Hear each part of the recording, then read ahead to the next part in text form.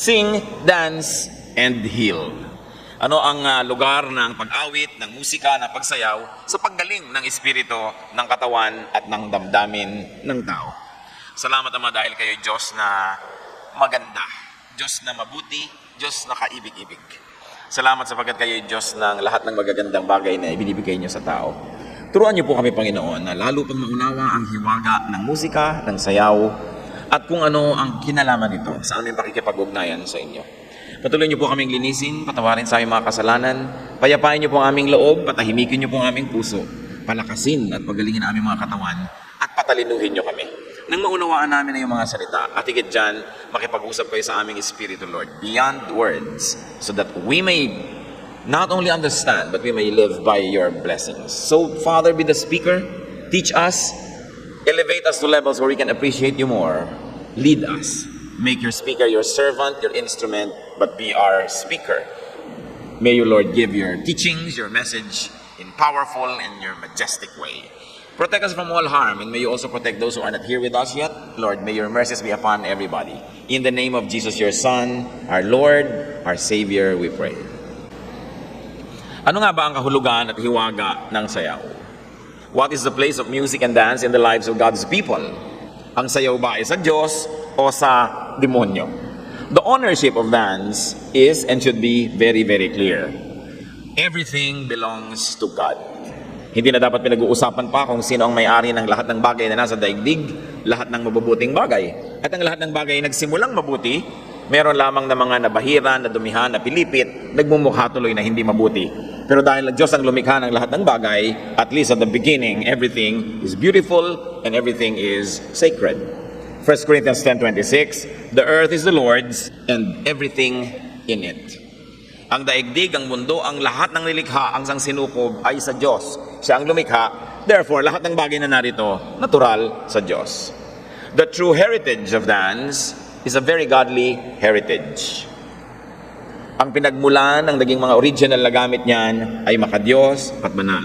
Dance was part of godly biblical culture. Saan ba nagmula yan? Nakikita natin sa Biblia, sa simula pa lamang ay ginagamit ang sayaw sa pakikipag-ugnayan ng Diyos sa tao. Dance, first of all, celebrated victory. As when Miriam, the prophetess, led all the women in dancing after God destroyed Pharaoh's army. Ang bawat tagumpay ng mga anak ng Diyos ay ipinagdiriwang sa musika at sa sayaw. Exodus 15:20, then Miriam took a tambourine in her hand, and all the women followed her with tambourines and dancing. So tambourine, representative of sound or music, and then the dancing, representative of all movement, accompanied or not accompanied by music, to glorify God and to express thanksgiving. Nung si Miriam po ay sumayaw, siya ay mahigit 80 anyos na.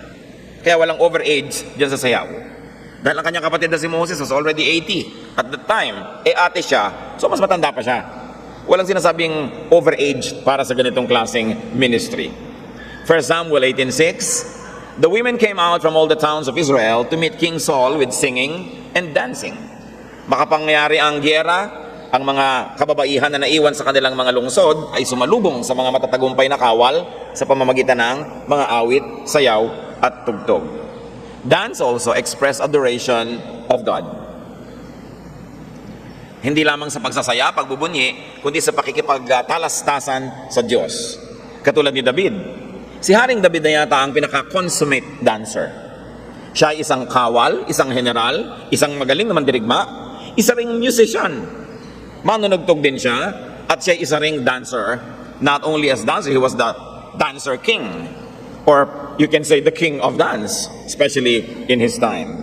Nung yung Ark of the Covenant na pinagsisidlan ng tipan ng Diyos sa mga katao ay ipinasok sa lungsod, sino ang nanguna sa prosesyon? Si David. 2 Samuel 6:16, as the Ark of the Lord was entering the city of David, Michal, daughter of Saul, watched from a window. She saw King David leaping and dancing before the Lord. At itong si Michal na ito ay nainsulto. Dahil ang kanyang asawa, nagsayaw in his undergarments. King of Israel, pero nagsasayaw tulad ng isang alipin. That was precisely the point. Because to dance before your master, the slaves actually disrobed.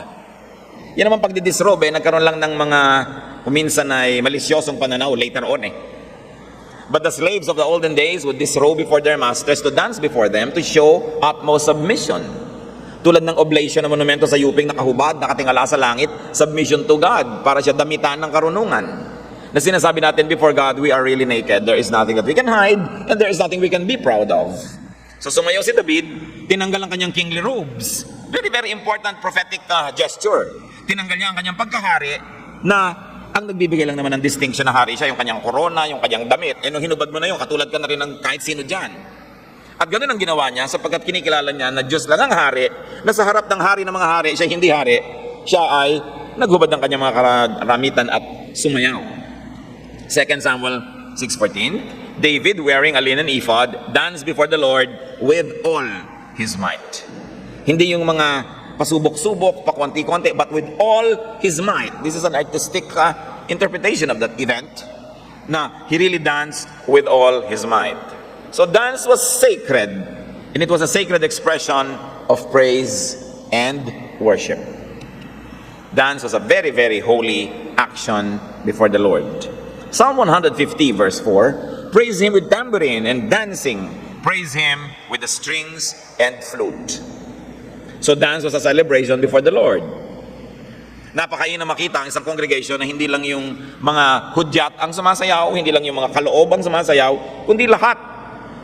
Lahat ng may ibig, hindi naman yung may ayaw, pero yung gusto ay hindi na magpipigil sa sarili niya at mag-e-express sa pagsayaw. May hiwaga ang sayaw na nakikipagtalastasan ng espiritu ng Diyos at sa espiritu ng tao na sumasayaw. Na hindi kayang ipaliwanag, hindi naman ipinaliwanag, at hindi kayang lubos na maunawa. Nararamdaman lang pag ginagawa na in the spirit of worship. In biblical culture, dancing was not just entertainment, nor a performance before people, but worship before the Lord. Kaya nung umuwi si David sa kanyang tahanan, ang kanyang high society wife, na na-offend, na insulto, na inis sa ginawa ni David, nagkaroon sila ng pagtatalo.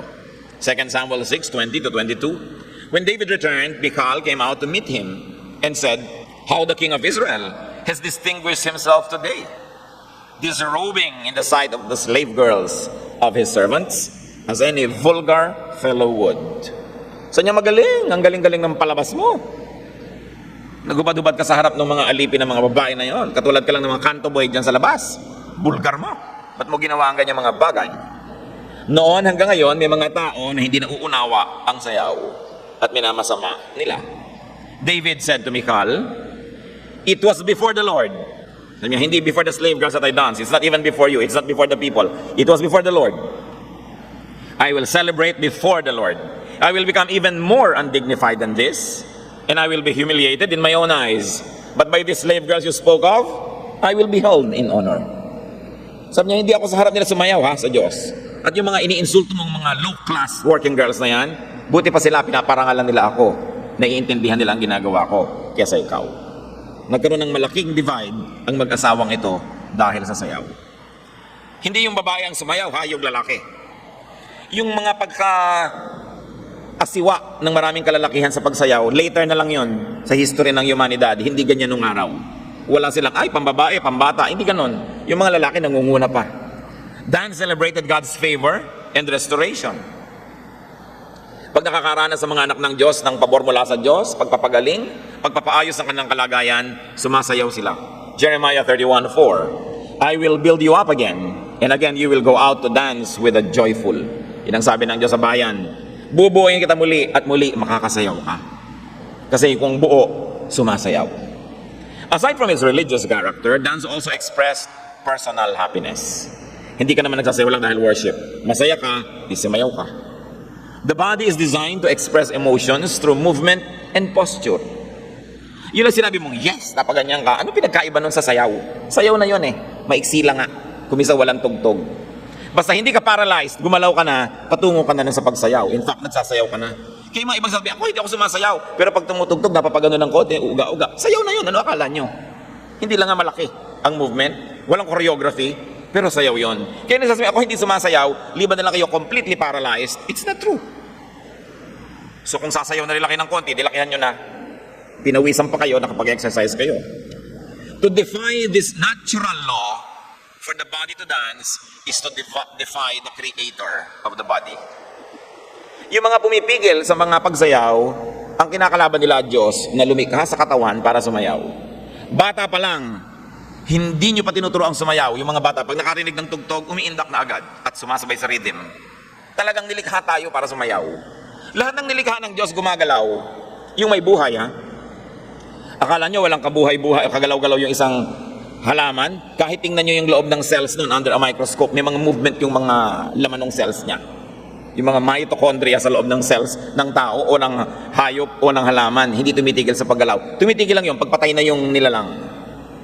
Luke 15:25, meanwhile, the older son was in the field. When he came near the house, he heard music and dancing. Alam nyo kung saan galing tong episode? Yung tinatawag na prodigal son ay nagbalik sa sarili, humingi ng tawad at bumalik sa ama niya, nagparty, sayawan, tugtugan. Yan nga yung laging righteous and self-righteous na kapatid nung dumating. Ba't may tugtugan sa loob? May sayawan pala. Hindi siya pumasok. Hindi siya nakisali. And you know that the father in the story is representative of God. And the two sons are representative of two types of people. Yung isa yung obviously na makasalanan pero nagbagong loob, nagsayawan. At yung isa, hindi obvious ang kasalanan. Dahil outwardly mukha siyang very proper all the time pero nasa loob pala yung kasalanan. Pride, self-righteousness. Nakita niyo sa kwento na mas malala yung ganung uri ng kasalanan. He defied dancing. Indirectly, he defied the Lord who is the author of dancing. Ang propetang si Jeremiah, idinaing niya ang kawalan ng dahilan sa kanyang bayan para sumayaw dahil sobrang malaki ang problema ng bansa. Lamentations 5:15, joy is gone from our hearts, our dancing has turned to mourning. So dalawa lang pala yung ginagawa ng katawan, either siya ay sumasayaw o siya ay nagluluksa. Meanwhile, the psalmist exalts God for turning his wailing into dancing. Sabi nung sumulat ng psalm, salamat naman yung aking lungkot pinalitan ng saya at yung aking pagluluksa pinalitan ng pagsasayaw. Psalm 30:11, you turned my wailing into dancing. Well, Solomon essays the balance of life by wisely noting that there is a time to mourn and a time to dance. Panapanahon. May panahon ng pagsayaw at mayroong panahon ng paglulungkot. At binanggit niya yan sa Ecclesiastes 3, verse 4. But just like any good thing that was counterfeited by ungodly forces, dance was misused in pagan worship and wild merrymaking. Lahat po ng totoo, hinuhuwad.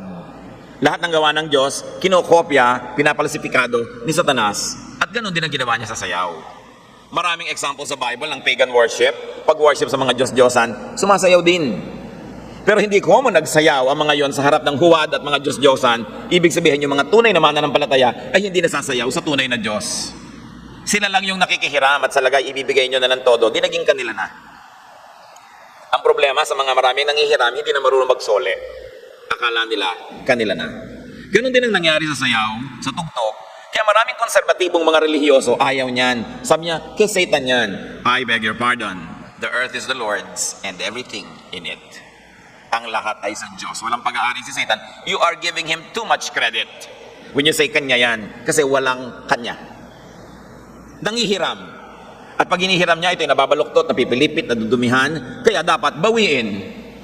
Yung barel mo na hiniram ng kalaban, ginagamit laban sa iyo. Dapat bawiin mo uli, agawin mo. At gamitin mo laban sa kanya. At ganun yung mga arts.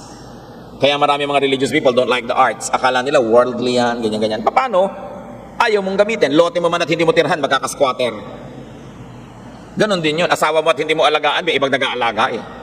Kaya napaka-importante na yung sa'yo, kinukup-kup mo, inaalaga mo, ginagamit mo. You always reclaim and reclaim and reclaim ownership.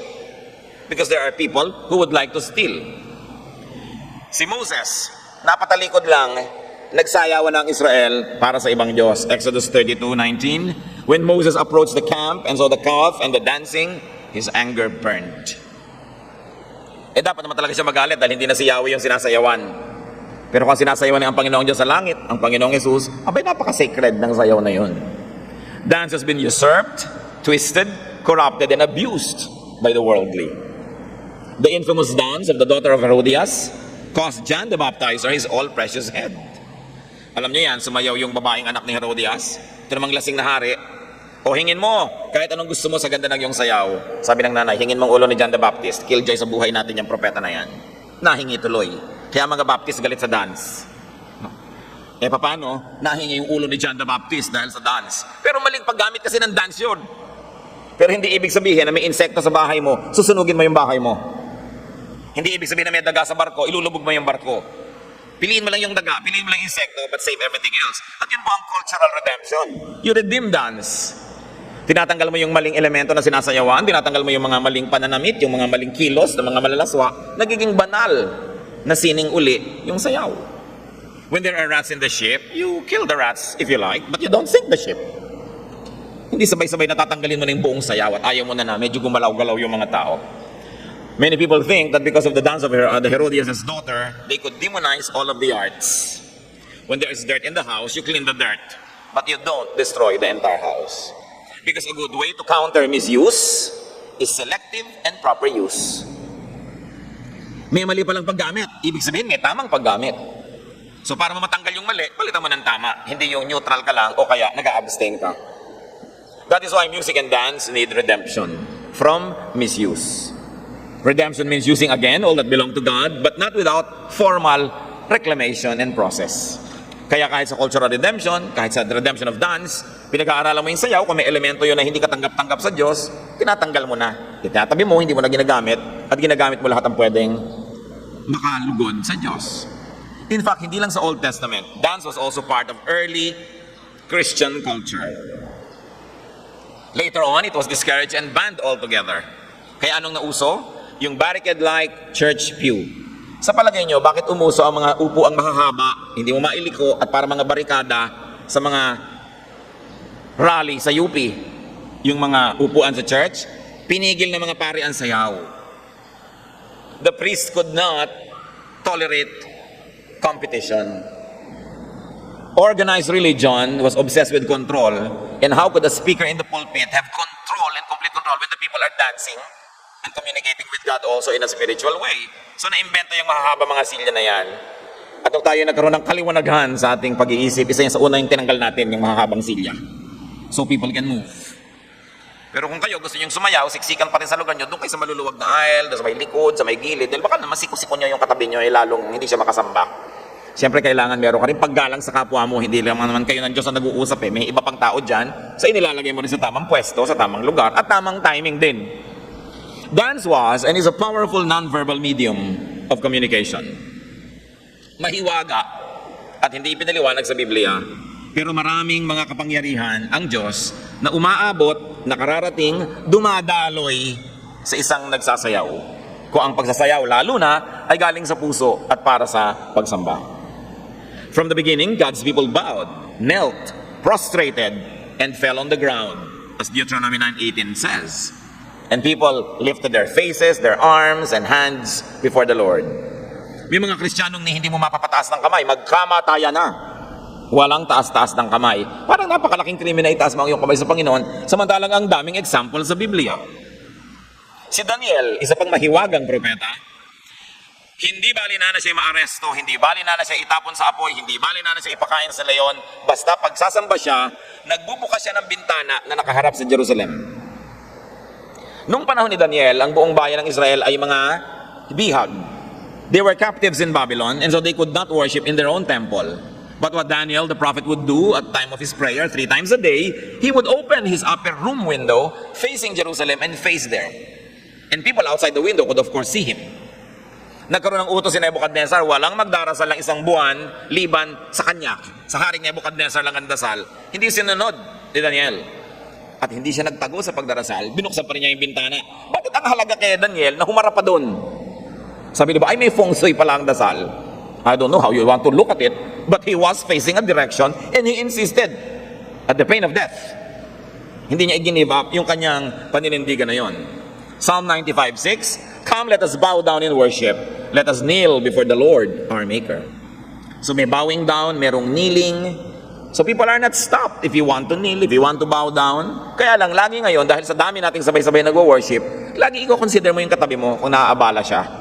If you want to be more expressive, you have to find a space where you will not bother anyone who is not yet in that level of conviction of how the body can be used in worship. Psalm 28:2, "I will lift up my hands toward your most holy place." Of course, the reference is the temple in Jerusalem. Na laging Yung kamay nila, inihaharap nila doon, itinataas nila. Ano kaya ang alam nila na hindi naman nila sinabi sa atin sa Biblia? Pero ginagawa nila yon.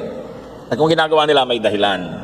Daniel 6:10, now when Daniel learned that the decree had been published, yung bawal magdasal, he went home to his upstairs room where the windows opened toward Jerusalem.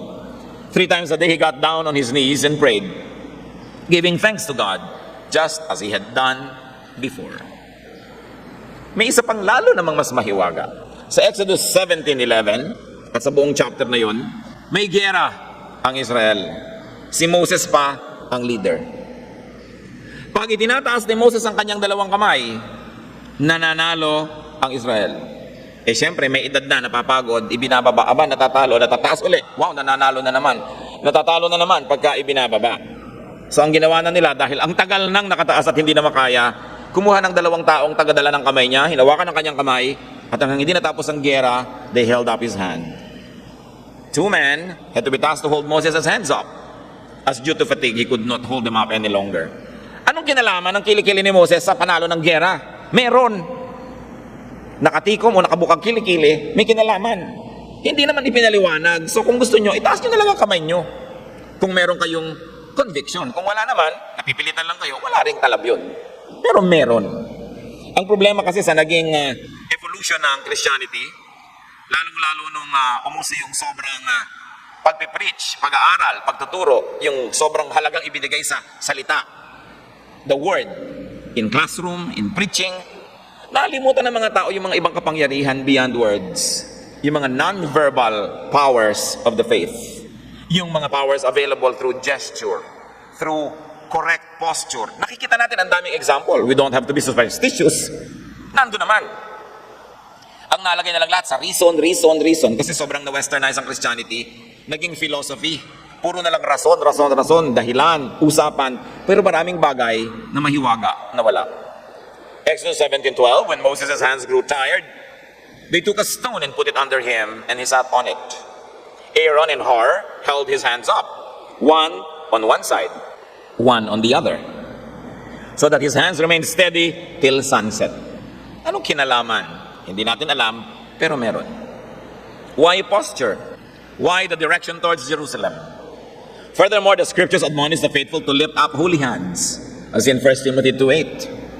So lift up holy hands, and even lay hands on each other, as 2 Timothy 1:16 and other verses say. Meron nga ba talagang napakahalagang papel ang posisyon ng katawan, kilos nito, that some offerings were even ordained to be waived. May mga iwinawagayway na offering in Exodus 29:26. Kung ano yung daladala mo sa Panginoon, ikakaway-kaway mo muna bago mo ibigay. It was to be waived. Ano kaya ngayon, bago tayo mag-offering, i-wave muna. Di ba? Para magkaalaman kung sino walang i-wave. Pinapa-wave talaga. No? Yung iba, titulo ng lupa ang i-wave. Wow! Di ba? Yung iba naman, promissory note, pwede na rin. Kasi may i-wave ka dyan. Dahil no one is to appear before the Lord empty-handed. Kaya yung mga banners, mga kapatid, yun yung pagpapalaki ng waving eh. It is exaggerating, enlarging the gesture para mas lalong ma-appreciate, mas lalong makita. Because dancers always use hand props to amplify and magnify what they are doing. Kaya mga ibang mga dancers, halimbawa sa Sulu, naglalagay ng janggay, yung parang mga mahahabang kuko, para lalong kitang-kita mo yung movement ng daliri. Merong humahawak ng mga abaniko para imbes na palad lang nila yung gumagalaw, pinapalaki nila abaniko. Kaya yung iba talagang banner pa, pinapalaki. Dahil gusto mong lakihan yung expression. And of course, we encourage everyone, you should have your personal banners. Malaki o maliit, maganda yung pag magwo-worship na tayo, ilalabas yan sa bag nyo, may banner pala kayo. Kung ano yung kulay na yun, kung ano yung mga shape doon, yun ang symbol ng inyong relasyon sa Diyos. Dahil ang mga kulay, mayroon niyang sinasagisag, yung mga shape, hindi lang basta ipinaglalagay yan. Meron niyang sinasabi, tulad ng mga flag, may kahulugan.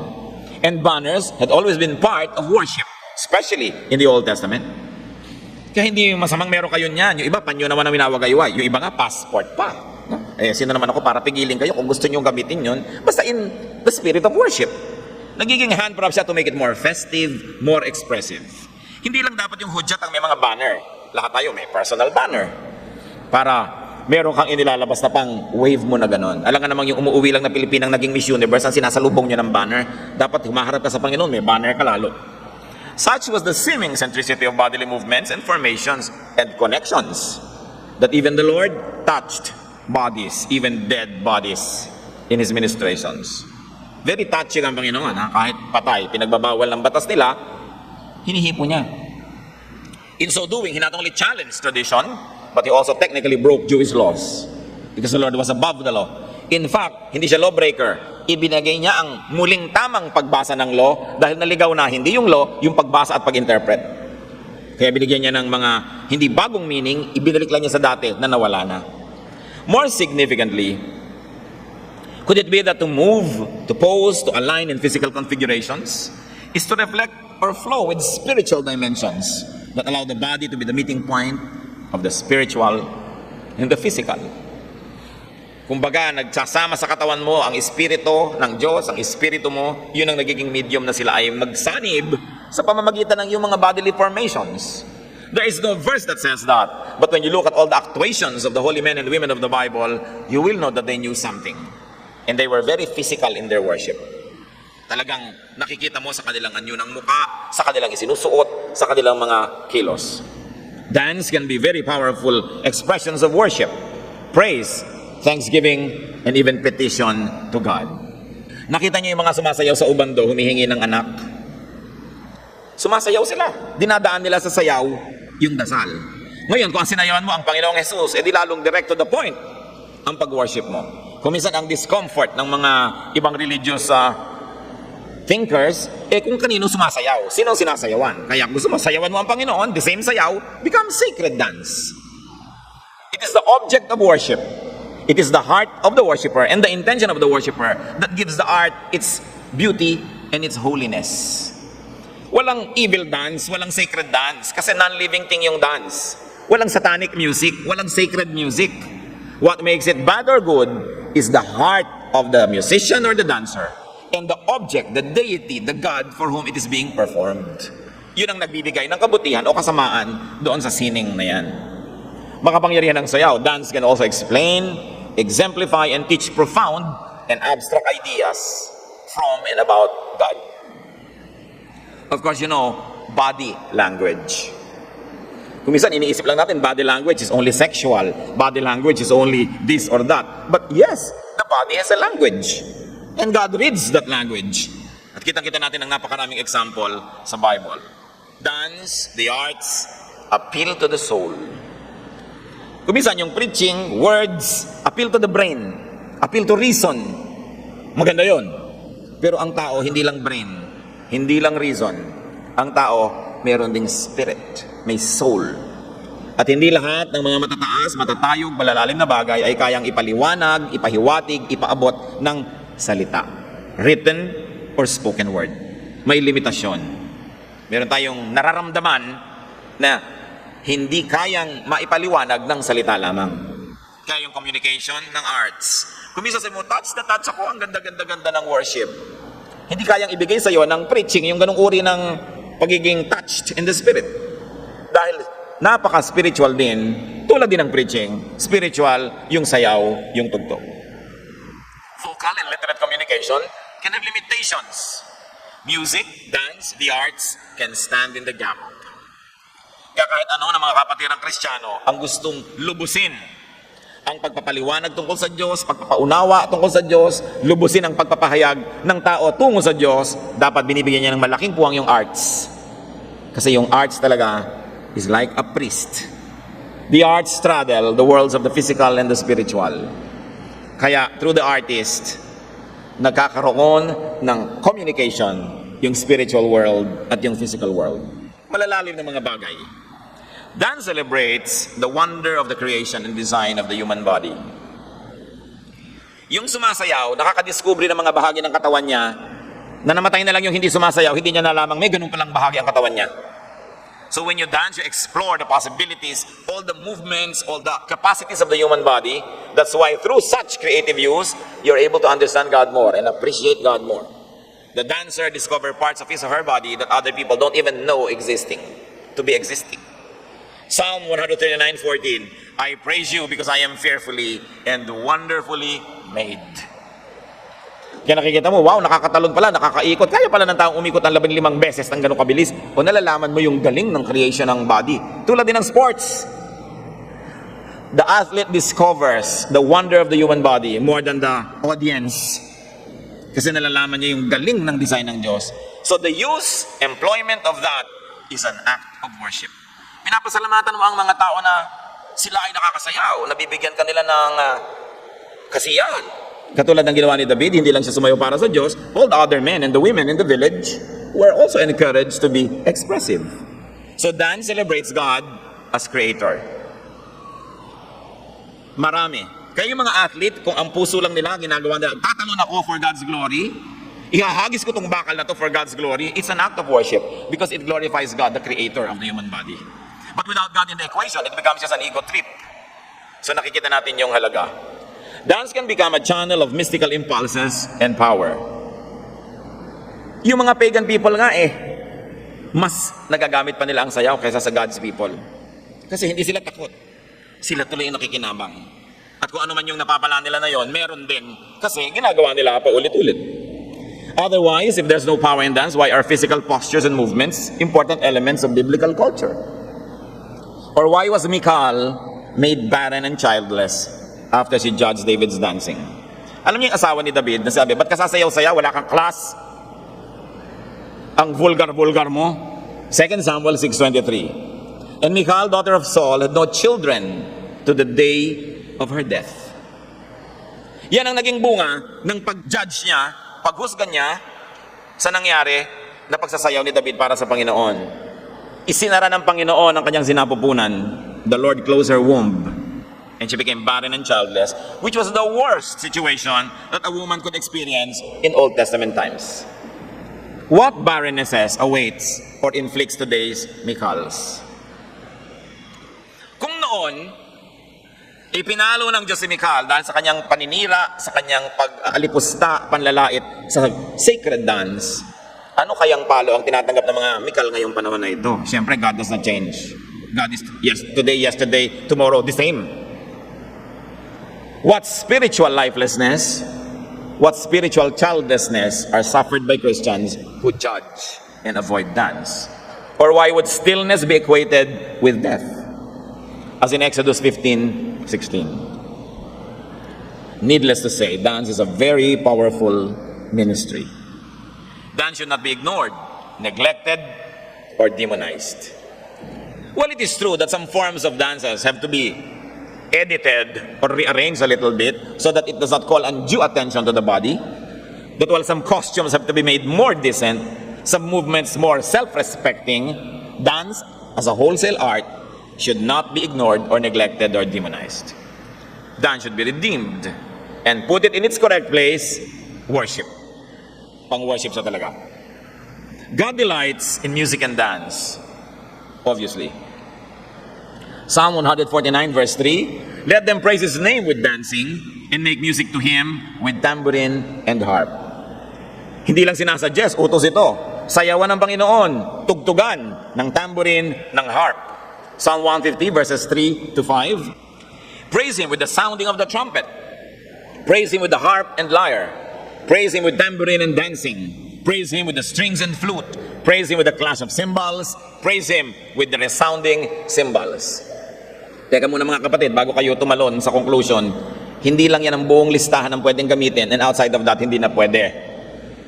Yan lang kasi ang inventaryo ng mga musical instruments ng Israel. So, kumbaga, sinagad na nila kung ano yung meron sila. Pero hindi ibig sabihin, yun lang ang pwede. Kung anong instrument meron ng isang lahi, isang bayan, isang kultura, yun. So, kung pwede natin basahin yan in a Filipino way, tugtugan siya ng gitara, ng bandurya, ng agong, ng kulintang, ng kubing, ng diwdiwas, ng balimbing, at kung ano-ano pa, pwede yon. Hindi ibig sabihin ito lang. Yan lang kasi ang alam nila ng mga sumulat. Pero ang ibig sabihin nito, dahil sinabing lahat, ito doon nyo na.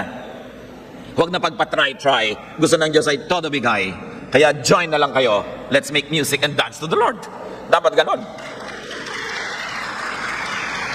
So bring your instrument and banner. Mga kapatid, kung meron kayong personal instrument, silindro, whatever, gusto nyong dalhin sa worship, tugtugin nyo. Kaya lang, kung hindi kayo naka-rehearse with our musicians, medyo doon kayo sa may dulo-dulo para baka makagulo baka iba yung arrangement nyo, no? Laging ang rule is, huwag makakagulo sa kapwa. Pero gusto nyo tugtugin ninyo, dalhin ninyo siya, maganda. Kaya nga ang pinakadala nyo, meron ba kayo laging dalang instrument? Di ba sabi nga ng iba, wala ba kayo mga kamay? Di ba may kamay kayo, pwede yung ipalakpak at the least. Di ba? Ngayon, kung iisa yung kamay, meron pa rin kayong hitang pwedeng tamaan ng kamay na yan. Pwede pa rin kayong pumitig-pitik. Sound. Minsan po, ako yung nagpapacheck up sa ospital, yung tinatest nila yung mga dugo na dumadaloy-daloy sa ugat sa leeg, nagindinig pala nila. Humingi ako ng recording, inuwi ko.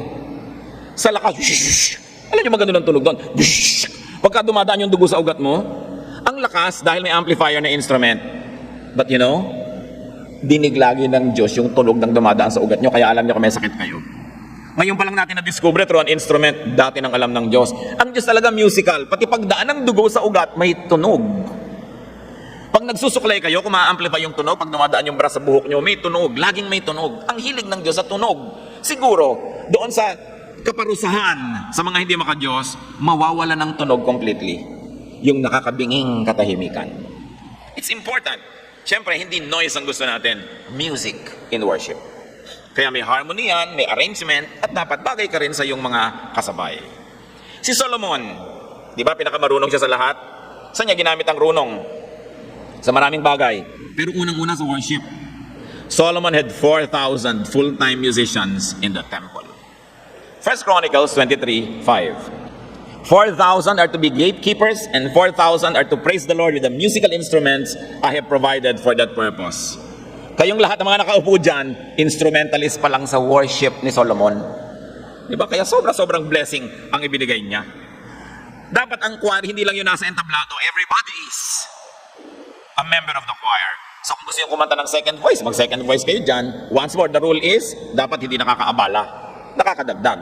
Nakakaganda. Pero kung gusto nyo maging part talaga ng official choir, official instrumentalist, sumali kayo.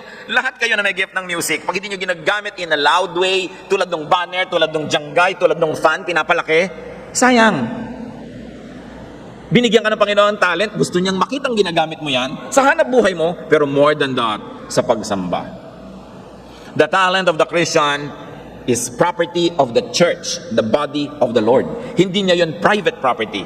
Kaya ibinigay sa kanya yan para magamit in the body of Christ. Parang yung daliri, yung paa, yung kamay, hindi siya nandun para sa sarili. Bahagi siya ng body. Dapat siya mag-function. Kaya mahalaga sinusurrender natin yan. Unawain natin yung halaga ng sumali sa music, sa dance, sa ganitong pag-worship. Kasi yung iba, akala nila nag-worship na sila, pero sila pala yung naging audience lang. Nanood lang, tumingin lang, at kadalasan namintas pa. Siyempre, pagka hindi ka bahagi noong naglilingkod, ang tendency mo, may oras kang mamintas. Parang sa gobyerno din, ang dali-dali mong tuligsain yung mga nasa gobyerno. Subukan mo maging civil servant, iba na, iba yung perspective mo, tali pala yung kamay mo, mahirap pala yan. Ang dali-daling magdadaldal pag nasa labas ka. Ganon din yung mga a-attend lang ng church na hindi naman sangkot sa pagpapaandar. Ang daling makahanap ng mga pintas at ang tatalino ko, dapat ganito, dapat ganon. Subukan nyo mag-volunteer para ma-solve yung problema nyo. Di ba? Because the church doesn't belong to anyone in particular. It is the body of the Lord and all members are parts of it. So have more music, do more music, appreciate more because music invites blessings. Music drives away evil. Mga matatanda, sa bagay wala ni isang matanda dito, mga mature, di ba? Hayaan nyo naman yung mga bata na mag-enjoy ng music nila, di ba? Kung gusto niyo ng punebre, inyo, pero may iba silang gusto, don't impose your taste on them. And young people, huwag nyo mabigyan ng sakit ng ulo yung matatanda sa mga tugtog yung talagang nagpapasakit ng ulo nila. So once more, ang policy, dapat di ka nakakaabala. Hindi ka hindrance sa kaligayahan ng kapwa. Volume, space, itama mo. But we should have more music in our lives. 2 Kings 3:15.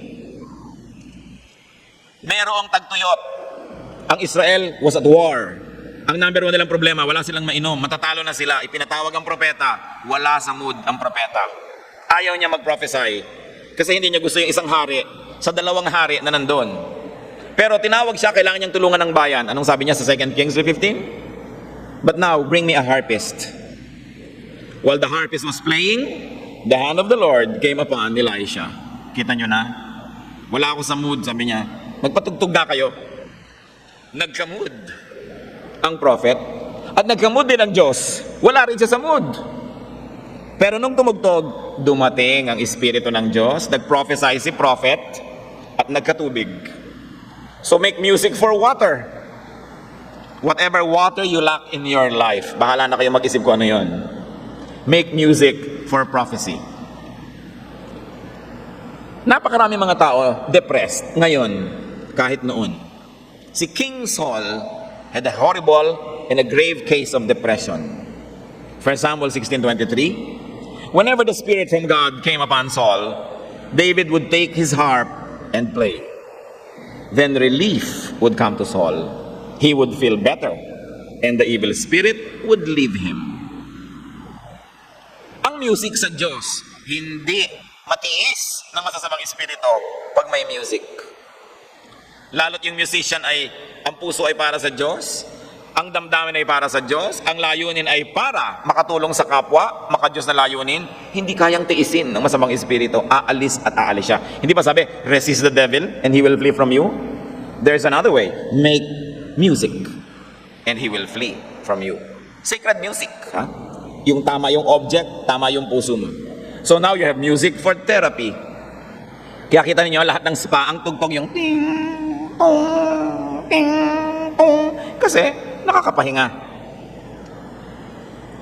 Merong nagagawa talaga yung tugtog. Kaya kuminsan pag meron kang ganun, sabihin ng bisita mo, para naman spa ang bahay mo. Nakakapahinga. Comfort is given by music. Can you imagine? Music for casting out evil spirits. Kaya mga bahay na mga magkakagalitang mga miyembro niyan, bihirang may tugtog. At kung may magpapatugtog, sabihin nila, patayin mo nga yan. No? Pipigilin ka agad. Alam na alam mong may mga satanas dito sa bahay na ito. Musika lang, ayaw pakinggan. No? Nag-aaway-away. David was a warrior, a musician, and a dancer. David was not insecure about his masculinity. Kaya niyang gawin lahat yan. Dance is not only for women or children. And of course, there's music for victory. Sa mga gyera, the one related in Joshua 6:2-5, gyera, nung tumugtog sila, nanalo. Judges 7:19-22, Gideon and the 100 men with him blew their trumpets. And you know what happened? The walls of Jericho came tumbling down.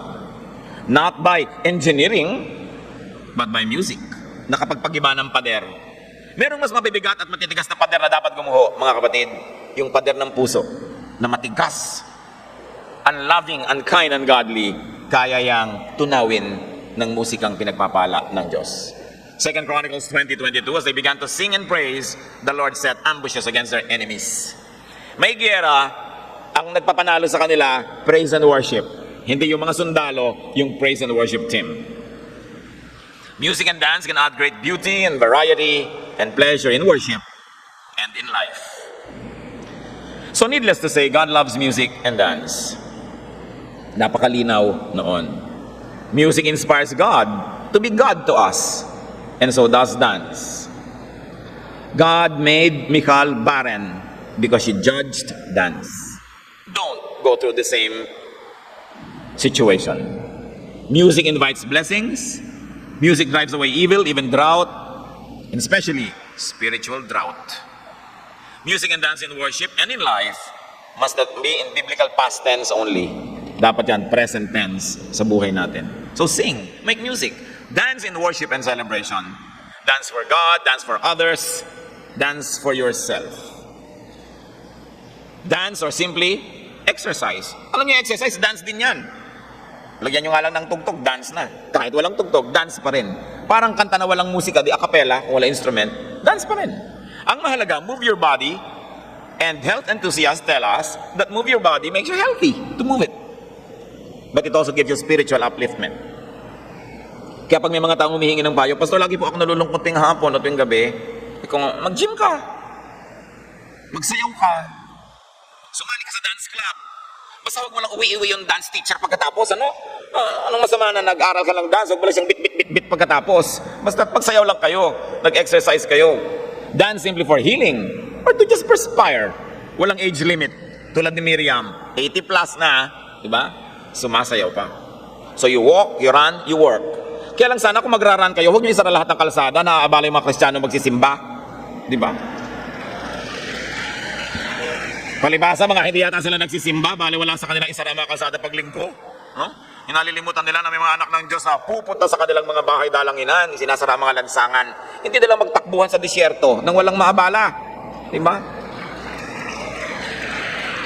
Akala mo naman sila ang nagbabayad ng buong kalsada. Well, bodily movements drive the blues away. Subukan yan, nalulungkot-lungkot kayo, magsayaw kayo. Huwag kayong mahiya na sumasayaw, di ba? Basta tama naman, magdamit naman kayo ng hindi malaswa. Yung sayaw nyo naman, hindi yung para kayong kaahas na nakukuryente, para hindi kayo mapagkamalang nasisiraan ng bait. Ilagay din sa tama para walang na-offend. But let and allow others to dance. Huwag kayong mga kontrabito, uy, ang laki-laki na ng bewang mo, sasayaw ka pa. Kaya nga sumasayaw para palitin. Di ba? Rid yourself of bias and fear. Perfect faith cast out fear. Hindi ba naman pati ang kakatakutan pa? Be free in the Lord. Just be decent. Just be respectful in your timing, in your placement, in the way, in your method, in your attire, and you are in good company. Make music. Listen to music. Better yet, learn to play an instrument. Hindi pa huli ang lahat. Pwede pa kayo mag-lesson. Nakapagpalaki na kayo ng anak, wala na kayong masyadong struggle sa buhay, learn some artistic endeavors. Learn to paint, learn to dance, no? Learn to make music. Para ang buhay nyo lalong paganda ng paganda, hindi parang inaantay nyo lang, nakaritin na lang kayo ni kamatayan, kaya tuloy nabobor. Music and dance can add great beauty and variety and pleasure, especially in your senior years, when you would have earned the right to indulge in your tastes and in the finer things in life. As it can express what is otherwise difficult or impossible to verbalize, dance should also be an amazing channel of spiritual communication. So pray through dance. Pray through words. Pray through music. Sa Pilipinas, ang dami nating prayer dances na niredeem ng kaloob. Subli from Batangas is a prayer dance. Yung mga katulad ng mga sayaw sa Ubando. Even ati-atihan. Hindi naman sila mga Catholic dances. They were pre-colonial dances that the Catholics were wise to use. No? And born-again Christians are unwise to reject. Kaya natin nire-redeem para swak sila sa taste ng Biblia, pero dance pa rin, but this time dance for Jesus. The object makes it holy. Enlightened Christians can only be thankful for the recent emergence of dance in the church. God loves music and dance. God loves movement. Pati yung hudyat natin mga bata, kasi kung isali natin sila sa mga international festivals para lalong yumaman ang kanilang pagkatao at tayo man makipag-contribute naman sa banner ministry. Dance din yan na may dala-dala mga watawat, ang ganda, makulay. Alam nyo, ang Diyos mahilig sa pageantry. Tingnan nyo lang yung Old Testament, ang hilig-hilig. May mga trumpeta, may mga nagbababang mga anghel dyan. Yun ang gusto niya. Because life moves. And God is the author of life. Be blessed by God through music and dance and the other arts. Kung meron kayong mga pinoproblema sa buhay, sa emosyon, sa katawan, sa pag-iisip, sing, dance, and heal. Thank you, Lord, for dance. Thank you for music. Thank you for the arts. Salamat sa mga artists na para ring mga priests. Kinakausap mo sila at sa pamamagitan ng kanilang art, nakakausap mo kami. We thank you, Lord, for artists that minister to us. Teach us to be more supportive of them. At kung may mga artists sa kapiligiran, Lord, na hindi pa nagbo-blossom, hindi pa nagagamit, hindi pa lumalago, set all of us free so we can be the people that you have designed us to be. Manalangin tayo sa ilang saglit ng katahimikan kung ano ang inuudyok sa inyo ng Espiritong ilapit nyo sa Diyos, ipagpasalamat o hingin about music and dance and the other arts. Be with God in silent prayer.